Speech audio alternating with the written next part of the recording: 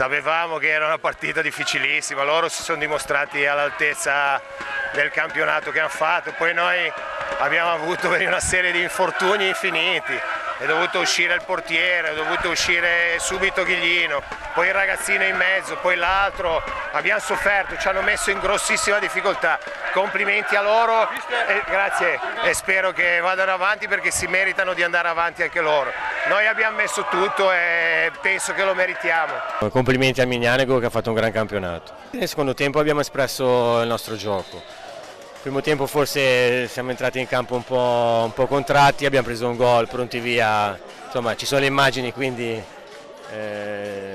si capisce da solo com'è andata e niente, complimenti al Mignanego.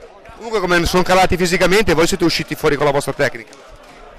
Il discorso atletico, dico la verità, secondo me non è importante, era importante giocare come abbiamo giocato il secondo tempo, anche il primo, magari sarebbe andata anche diversamente, però c'è anche l'avversario che magari non te lo impedisce, quindi nel senso bravi a loro. Loro sono una bella squadra, hanno giocato veramente bene, però noi state vedendo la festa che stanno facendo, guardate che gruppo che siamo, fantastico, ci abbiamo creduto fino all'ultimo e ce lo meritiamo per quello che abbiamo fatto sul campo.